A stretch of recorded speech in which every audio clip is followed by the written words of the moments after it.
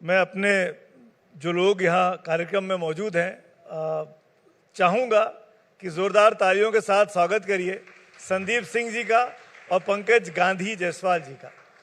पंकज गांधी जायसवाल जी बीच में गांधी उपनाम लगाते हैं, मैं उसके बारे में भी उनसे पूछ लेता हूँ।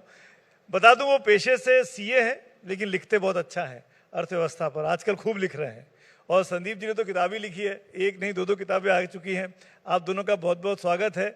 धर्म, कुंभ और अर्थव्यवस्था जिस विषय पर भी मैं बात कर रहा था नीलकंठ जी से, उसी टॉपिक को हम आगे बढ़ाते हैं। लेकिन पहले एक छोटा सा विराम दूंगा। गांधी क्यों लगाया आपने, ये समझाइए पहले। गांधी जो बीच में लगाने का जो मेरा वो है, वो जब मैं मुंबई आया तो मुंबई में यहाँ पे जनरली पिताजी का नाम लोग बीच में लगाते हैं और मैं यूपी से हूँ, तो जब भी मुझे कोई मेरा नाम पूछता था तो मैं बोलता था पंकज जायसवाल। तो बोले नहीं पूरा नाम बताओ। तो हमारे यहाँ फादर का नाम यूपी में नहीं लगाते हैं, तो मैंने बोला किसका नाम लगाऊं। और मैं उसमें गांधी जी को काफ़ी पढ़ रहा था, सत्य के प्रयोग। इवन मैंने जो अपोजिट गांधी जी की थॉट है, हंसराज रहबर की किताबें, तो कम से कम 5-6 किताबें हमने पढ़ी थी, तो मैं बड़ा प्रभावित था गांधी जी से। दूसरा, गांधी जी के नाम पे तो किसी का कॉपीराइट भी नहीं था, कोई ये नहीं बोल सकता कि मेरा कॉपीराइट है मैं ही यूज करूँगा। तो ये सारी चीज़ें थी, तो मैंने बोला अगर बीच में नाम लगाना ही है तो क्यों नहीं गांधी जी का नाम लगाया जाए, पंकज गांधी जी, राष्ट्रपिता का नाम हम लगाते हैं। पिता की बजाय राष्ट्रपिता का नाम लगाते हैं। प्रैक्टिस नहीं था हमारे यहाँ, हमारे यूपी में प्रैक्टिस नहीं है। बोले चलो राष्ट्रपिता का नाम लगाते हैं। तो सोशल मीडिया या जो मेरा पब्लिक या जो मेरा ऑथरशिप है वो मैंने पंकज गांधी जायसवाल के नाम से शुरू किया। और गांधी जी तो वैसे भी महान है, राम राज्य की वकालत भी उन्होंने ही की थी। अगर वो जिंदा होते तो हमको लगता कि राम राज्य की जो अवधारणा 1947 से ही चालू रहती, जिसकी चर्चा अभी हो रही है। जी संदीप जी, शुरुआत मैं आपसे ही करना चाहता हूँ इस सत्र की। जैसे मैंने कहा पिछले अपने सत्र के दौरान कि धर्म और धर्म के साथ साथ अर्थ ये जुड़ा हुआ है। मतलब धर्म एक कदम आगे है और अर्थ पीछे पीछे चिपका हुआ है उसके। अब ये समझाइए तमाम लोगों को जो इस टेलीकास्ट को देख भी रहे हैं, जो इस मंच यहाँ हॉल में मौजूद भी हैं, कि कैसे महाकुंभ और ये जो धर्म जो अर्थव्यवस्था है ये फायदेमंद साबित होने वाला है। It's a win win for all. जी बहुत बहुत धन्यवाद मुझे मौका देने के लिए। मैं यहाँ से शुरू करता हूँ। जो सवाल आपने पिछले सत्र में उठाया था कि इंफ्रास्ट्रक्चर परमानेंट करना चाहिए कि नहीं आपको जान के शायद आश्चर्य हो कई लोगों को कि Olympic is always a disaster for the economy of the nation which hosts it. और बारिंग रिसेंट टाइम्स में एक ओलंपिक्स के अलावा हर ओलंपिक्स ने उस देश की इकोनॉमी को क्षति पहुँचाई है, except Kumbh. Kumbh is always profitable. Data शुरू से शेयर हो रहा है तो मैं रिपीट नहीं करता हूँ। मैं आपको एक उदाहरण देके बताता हूँ कि जो दुनिया का सबसे मॉडर्न शहर माना जाता है इंडस्ट्रियल टाउन, वो डेट्रॉयट है, क्योंकि सबसे पहले वहाँ कारें बनने शुरू हुई और मॉडर्न इंडस्ट्री का शहर था। आज डेट्रॉयट को मरा हुआ शहर कहा जाता है।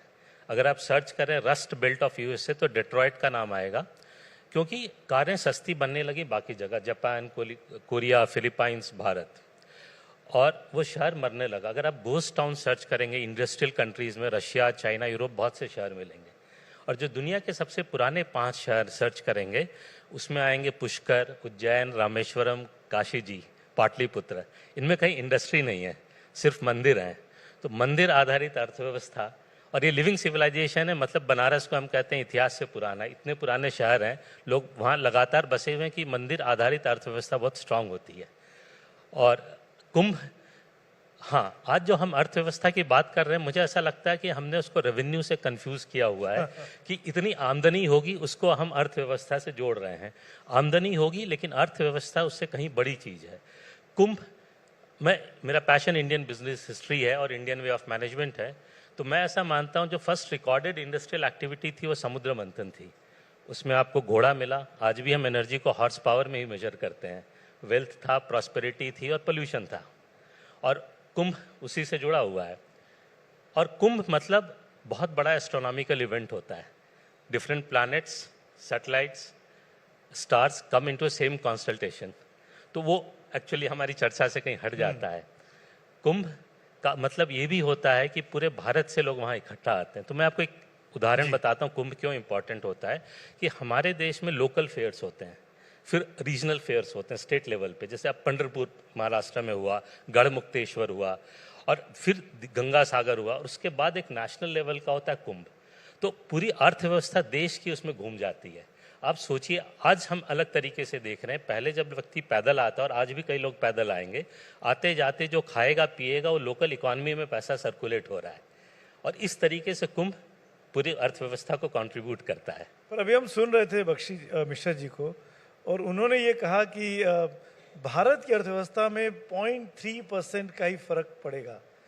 इसको आप कैसे देखते हैं? ये फिगर जो है ये मतलब बहुत मायूस करने वाला है, खुश करने वाला है, या ये 0.3 12 साल तक इंतजार करना पड़ेगा? नहीं, ऐसा है कि स्टैटिस्टिक जो बोला जाता है ना कि प्ले इट इधर वे, आप उसको पॉजिटिवली यूज करना चाहें या नेगेटिवली। लोग बुरा न माने तो जो कॉमन फ्रेज है स्टैटिस्टिक के लिए कि it's like a girls skirt, it hides more than it can reveals. सो ऐसा है कि 0.3 होता कितना है एक्चुअल टर्म में, वो अगर आप देखें तो आपको समझ में आएगा हम किस अमाउंट की बात कर रहे हैं। मैं आपको बताऊं, सरकार इन्वेस्ट करेगी around 3-4,000 crore. Sir will give a much better figure, exact accurate. मैं जो रिफर कर रहा हूं 8,000 crore, and the return expected directly in terms of pure revenue, we are talking about 2 lakh crore or 1,50,000 crore in the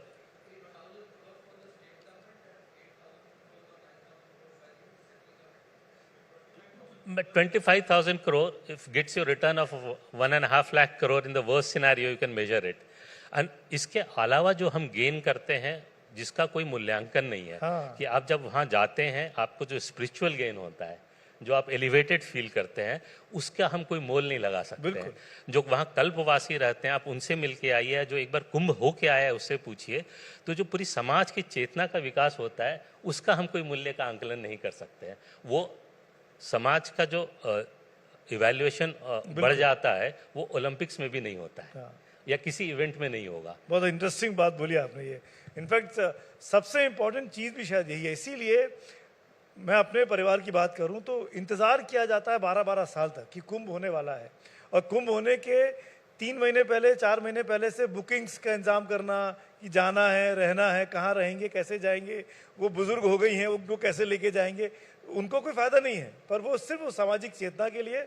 और अपने एक line और जोड़ूंगा कि हम जो बाकी बुकिंग्स की बात करते हैं उसके अलावा जैसे बम्बई जैसे शहर में भी कई लोग तैयारी करते हैं कि कुंभ में हम कितने लोगों को खिलाएंगे। जो कुंभ में खाना कैसे बस बढ़ता है और पहुंचाया जाता है उस पर बहुत कम चर्चा होती है कि समाज कैसे खड़ा होता है कुंभ के लिए, और जो पूरी व्यवस्था खड़ा होती है उसका शायद आधा व्यय तो समाज से होता है और वो पूरे देश से समाज खड़ा होता है। मुंबई में मैं जानता हूँ बड़े बड़े व्यापारी मित्र हैं, 1.5 साल से तैयारी कर रहे हैं। शादी इस समय नहीं होंगी, इस समय बर्थडे सेलिब्रेशन नहीं होंगे, इस समय कॉन्फ्रेंसेस सेमिनार इंडस्ट्रीज रिलेटेड नहीं होंगे, क्योंकि हमें कुंभ में ये काम करना है। पंकज जी, आप जब 13 जनवरी से लेकर 26 फरवरी तक इन 45 दिनों में आपकी नज़र किस चीज़ पे रहेगी? आप क्या लिखेंगे 27 फरवरी को, क्या तैयारी कर रहे हैं? देखिए 45 करोड़ लोग आ रहे हैं, ठीक है, तो 45 करोड़ लोगों का आना ही दुनिया में एक छोटी सी जगह पे ये अपने आप में एक बड़ी चीज़ है। और आप देखें छोटे से छोटे कॉन्फ्रेंस से जब हम लोग जाते हैं वापस, तो वहाँ पे जितने लोग उस कॉन्फ्रेंस में आते हैं कुछ ना कुछ इकोनॉमिक्स लेके जाते हैं, कुछ ना कुछ केमिस्ट्री और मैथमेटिक्स दोनों डेवलप होता है। तो अगर 45 करोड़ लोग आ रहे हैं उत्तर प्रदेश के प्रयागराज में, तो अभी पिछले सेशन में किसी ने 10,000 रुपये बोला था, तो अगर आप उसको जोड़ दें तो करीब मान के चलिए 4 लाख करोड़ का तो ट्रांजैक्शन होगा एवरेज। और अगर उसमें 12.5% एवरेज जीएसटी भी अगर आप जोड़ दें तो आप देखिए कि 50 करोड़ के करीब तो आपका जीएसटी कलेक्शन होता है। उसमें उस पूरे ट्रांजैक्शन में इनकम टैक्स को जोड़ दे, आप आरटीओ के टैक्स को जोड़ दे, ये सब मिला के 1 लाख करोड़ का रिटर्न है। और अभी अवनीश जी ने बोला कि 16,000 करोड़ का सरकार का इन्वेस्टमेंट है। तो अगर आरओआई की बात करें तो सरकार का तो ये आरओआई दिख रहा है। अदर देन गवर्नमेंट, ये जो इतनी केमिस्ट्री डेवलप होगी, इतनी केमिस्ट्री डेवलप होगी, उस केमिस्ट्री से भी बहुत सारे व्यापार डेवलप होंगे। और आपको बताऊं, माननीय योगी आदित्यनाथ जी कई बार बोलते हैं दुनिया का जो मूल धर्म है वो सनातन है। धर्म की जब बात करते हो, धर्म का मतलब चरित्र, दुनिया का मूल चरित्र क्या है? सनातन है। तो भारत का भी मूल चरित्र सनातन है। सनातन का मतलब सस्टेनेबिलिटी होता है। इसलिए आज यूनाइटेड नेशंस इंडस्ट्रियल रिवॉल्यूशन के बाद, औद्योगिक क्रांति के बाद अब बोल रही है कि हमारा गोल क्या होगा? SDG, sustainable development goal. यानी दुनिया भी अभी हमारे सनातन को ही एक्सेप्ट कर रही है, दूसरे नाम है, रैपर उसने एसडीजी चढ़ा दिया। तो भारत का जो मूल धर्म सनातन है, वहाँ पे इकोनॉमी का जो डेवलपमेंट हुआ वो मेले और हाट से हुआ। जब हम रिवर इकोनॉमी से, जब हमारी गांव की बसावट हुई और गांव के लोग आपस में ट्रांजैक्शन चालू किए, तो मोबाइल हाट और मोबाइल मेले से ही हमारा इकोनॉमी डेवलप हुआ है। उसका एक्सिलरेशन कैसे होगा? उसका एक्सिलरेशन तभी होगा ना जब ये धीरे धीरे धीरे धीरे ये मेला हाट 4 साल में एक बड़े हाट में बदले। तो अर्धकुंभ हुआ, 12 साल में और बड़े हाट में बदले। तो जो हमारा उत्सव धर्मी, जो भारत का मूल चरित्र है इकोनॉमी का, वो उत्सव धर्मी है। उस उत्सव धर्मी के एक्सिलरेशन के लिए ये जो कुंभ है ये हमेशा एक्सिलरेट कर देता है। तो भारत में पहले से कभी मंदी आती ही नहीं थी, जैसे मंदी आनी होती थी कोई न कोई कुंभ आ जाता था। तो ये मंदी दूर करने का टूल भी आप मान लीजिए कि ये कुंभ जो है भारतीय सनातन अर्थव्यवस्था में मंदी दूर करने का टूल था। आज के डेट में हमने आपको इतना ट्रांजैक्शन बता दिया और ये ट्रांजैक्शन पिछले सालों से ही चला आ रहा था। तो हमारी जो सामाजिक व्यवस्था का जो निर्माण हुआ, जो हमारे पुराने लोगों ने किया, बहुत सी चीज़ों को ध्यान में रख के किया, जिसमें मेला है, टेम्पल इकोनॉमी है। आज भी आप देखिए, आपके घर में, हमारे घर में सबसे अधिक घूमने लोग वैष्णो देवी के नाम पे चले जाएंगे। वैसे घूमने के लिए तो बहुत कम लोगों को परमिशन मिलता है। वैष्णो देवी की यात्रा करनी है, चले गए। 4 धाम की यात्रा करनी है, चले गए। 12 ज्योतिर्लिंग की यात्रा का सब लोग एक मिशन बना के चलते हैं, हमें 12 ज्योतिर्लिंग की यात्रा को पूरा करना, हमें इतनी शक्तिपीठों, जीवन में एक मिशन रहता है, हमें ये इतनी शक्तिपीठों की यात्रा करनी है, इतनी ज्योतिर्लिंग की यात्रा करनी है, इतनी 4 धाम की यात्रा करनी है। तो हमारे यहाँ जो ट्रेवल इकोनॉमी भी डेवलप हुई ना, ये रिलीजन के इर्द गिर्द ही हुई। बिल्कुल। दुर्भाग्य से क्या हुआ कि सन 47 के बाद जब देश आजाद हुआ तो हमारी जो इकोनॉमिक पॉलिसी हुई भारत के मूल चरित्र के खिलाफ हुआ। उन्होंने बोला नहीं, धर्म के प्रति उदासीन रहना है। इसलिए हमारी जिस पेस से गति, हमारा मूल चरित्र जो है उत्सव धर्मी है, और आप हमारे उत्सव के प्रति उदासीन रहोगे तो हम इकोनॉमी में कैसे दौड़ेंगे? क्योंकि आप अपनी जो प्रगति की नीति है, जो हमारी आर्थिक नीतियां हैं, वो भारत के मूल चरित्र के खिलाफ या उस हिसाब से नहीं बनी, बिकॉज ऑफ मेनी रीजंस। अब जो बन रही है मूल चरित्र के कारण बन रही है। इसका डेटा में आप देखोगे 2013 में आप कुंभ का बजट निकाल के देख लीजिए, उन्नीस जी सामने है, 1100 करोड़ कुछ का बजट था कुंभ में, और इस साल का बजट आप देख लीजिए 16,000 करोड़ है। तो ये भी डिपेंड करता है कि जो लीड कर रहा है, the person who is leading is aligned with the object और नॉट। लीडर जो है अगर विषय वस्तु को अच्छे से समझता है तो उसका परफॉर्मेंस भी अच्छा होता है। तो ये हमारे लिए संयोग है कि ये जो कुंभ इस बार का हो रहा है, ये अर्धकुंभ पिछली बार हुआ, एक भगवाधारी संत ही इसको लीड कर रहा है, इसलिए रिजल्ट मिल रहा है। एक चीज और समझाइए मुझे आप पंकज जी, वो ये कि इस कुंभ के बाद जो सवाल मैंने पिछले सेशन में पूछा कि प्रयागराज को क्या मिलेगा 45 दिन के बाद, प्रयागराज के लोगों को, वहाँ पे जो स्थानीय 17 लाख की आबादी है, उनको क्या क्या, जो इंफ्रास्ट्रक्चर बना, सड़कें बनी, स्वागत योग्य है, पर बाकी उसके बाद क्या? आप पूछ रहे बाद में क्या मिलेगा, मैं बोला पहले ही मिल गया 2100 करोड़। मोदी जी ने तो कुंभ से पहले ही जाके बोला कि मैं 2100 करोड़ का बजट दे रहा हूं। अगर कुंभ नहीं होता तो क्या ये संयोग बनता? तो 2100 करोड़ का तो उन्होंने इंफ्रास्ट्रक्चर दिया। 16,000 करोड़ के कुछ खर्च में कुछ परमानेंट स्ट्रक्चर शहर के बनेंगे। आप दिल्ली रहते हो, बिफोर कॉमनवेल्थ और आफ्टर कॉमनवेल्थ में दिल्ली में क्या अंतर है? अंतर दिखता है ना? बिल्कुल। तो ये सब आयोजन होते हैं और एक माध्यम बनते हैं किसी शहर के, प्रदेश के इंफ्रास्ट्रक्चर को सुधारने के लिए। तो पूरा प्रयागराज का इंफ्रास्ट्रक्चर सुधर जाएगा। जितने पुराने काम होंगे, शादी ब्याह होता है, घर में क्या होता है, कितने कमरे पेंट नहीं होते हैं, कितने दरवाजे खराब होते हैं, कितने अलमारियां खराब होती है। लोग बोलते शादी होगा तो करूंगा। तो भारत उत्सव धर्मी देश है, इसी बहाने सारी चीजें रिपेयर हो जाएंगी, 10 साल तक चलेंगी, अगले 12 साल फिर बाद होंगी। तो ये तो बहाना होता है ना चीजों को सही करने का। तो प्रयागराज पूरा मुकम्मल तौर पर रिपेयर होकर मजबूत होकर खड़ा हो जाएगा। ओनली प्रयागराज ही नहीं होगा, पूरा उत्तर प्रदेश भी होगा और देश भी होगा। सबको फायदा होगा, दुनिया भर से लोग आ रहे हैं, दुनिया भर 4 लाख करोड़ का ट्रांजैक्शन मामूली चीज नहीं है, पूरी दुनिया देख रही है। आज तक कुंभ का किसी ने प्रचार नहीं किया, पूरी दुनिया देख रही है, लोग इंटरेस्ट दे रहे हैं। अभी तक डेटा आया था ना कि वो जो ऐप है, कुंभ का ऐप है, इतने लाख लोगों ने इतने दिन में देख लिया। 183 देश के लोग देख रहे हैं। कुंभ को किसी ने बताया नहीं, भाई ये तो दुनिया सनातन की तरफ भाग रही है और हमारे पास सबसे बड़ा उसका वो है, जरिया है। संदीप जी, मैं आपका वीडियो देख रहा था। आपने उस वीडियो में बड़ी इंटरेस्टिंग बात कही। मैंने कहा कि आज आपसे आमना सामना होगा तो आपसे सामने ही पूछ लूंगा। आपने कहा कि भाई टेम्पल बोलना बंद करो, हाँ, मंदिर बोला करो। हाँ। हम क्यों टेम्पल बोलते हैं, पर अगर हम मस्जिद को मॉस्क बोलते हैं, गिरजा को चर्च बोलते हैं, तो ये टेम्पल और मंदिर का क्या आपने एक थ्योरी दी है? जी, इस सवाल पूछने के लिए मैं आपका हमेशा आभारी रहूँगा। इतने प्लेटफॉर्म से और बड़े लोगों तक जाएगा। देखिए, जो क्रिश्चियन होते हैं वो चर्च जाते हैं, जो मुस्लिम होते हैं वो मॉस्क जाएंगे। 2% है वर्ल्ड में जूस, दे गो टू सिनगॉज। हमसे पूछा जाएगा तो हम ज़्यादातर कह देंगे कि हम टेम्पल जाते हैं, बट डिक्शनरी डेफिनेशन टेम्पल का क्या है? Temple is a place where people collect to worship, लोग इकट्ठा होते हैं पूजा करने के लिए। और दूसरा डेफिनेशन है कि ये place of worship of pagans या पगान्स, यानी कि जो सभ्यताएं अब रही नहीं, जैसे कि इजिप्शियन, रोमन, मायन। हम एक जीवन सभ्यता है, जैसे मैंने बताया, हमारे पूर्वज जो 5,000 10,000 साल पहले थे, आप जो भी टाइम लाइन माने, हम आज तक वही लोग कंटिन्यू कर रहे हैं। तो हमारा मंदिर अलग है। मंदिर अलग कैसे है? क्योंकि हम वहाँ सिर्फ इकट्ठा नहीं होते हैं पूजा करने के लिए, हम भगवान में मूर्ति स्थापित करते हैं और फिर प्राण प्रतिष्ठा करते हैं, मतलब भगवान का आह्वान करते हैं और मंदिर भगवान का घर हो जाता है। तो ये सिर्फ लोगों को इकट्ठा होकर पूजा करने की जगह नहीं है, मंदिर भगवान का घर है। तो हम अपने धर्म के पूजा स्थल का नाम कम से कम सही तरीके से बोलें, उसको हम देवालय कहें, तमिल में कोविल कहें, हिंदी में मंदिर कहें, लेकिन हम टेम्पल कम से कम न कहें, क्योंकि ये लॉस्ट सिविलाइजेशन है। और बात हो रही है तो दो लाइन में जरूर आपको बताऊं कि लिविंग सिविलाइजेशन क्या होती है। इजिप्ट में आज भी लोग रहते हैं, वहाँ पहले भी लोग रहते थे जिन्होंने पिरामिड बनाया, लेकिन आज जो रहते हैं उन्हें ये नहीं पता कि पिरामिड कैसे बनाया या कैसे बना सकते हैं। हमारे पास पिरामिड से पुरानी मंदिर हैं, हजारों साल पुरानी कई मंदिर हैं। बृहदेश्वर मंदिर का उदाहरण ले, और आज भी हम वैसा ही मंदिर बना सकते हैं। और अभी हमने अयोध्या जी में एक मंदिर बनाया जिसमें न कि सीमेंट है न छड़ है, क्योंकि ये जानकारी पीढ़ी दर पीढ़ी हमारे पूर्वजों को हमारे पूर्वजों ने सिखाई, और इसलिए हम जीवन सभ्यता हैं और हम दुनिया की एकमात्र जीवन सभ्यता हैं। और हमें लगता है कि हम हिंदुओं को या भारतीयों को इसका थोड़ा बहुत एरोगेंस भी होना चाहिए। एक लास्ट क्वेश्चन आप दोनों से कॉमन है, और वो ये कि मैं पहले आपसे पूछना चाहूँगा संदीप जी, ये बताइए इस पूरे आयोजन के बाद अब अगला आयोजन 12 साल बाद होगा महाकुंभ का, कुंभ बीच में होंगे, अब तो अर्ध कुंभ को कुंभ कहा जाने लगा है और कुंभ महाकुंभ हो गए हैं।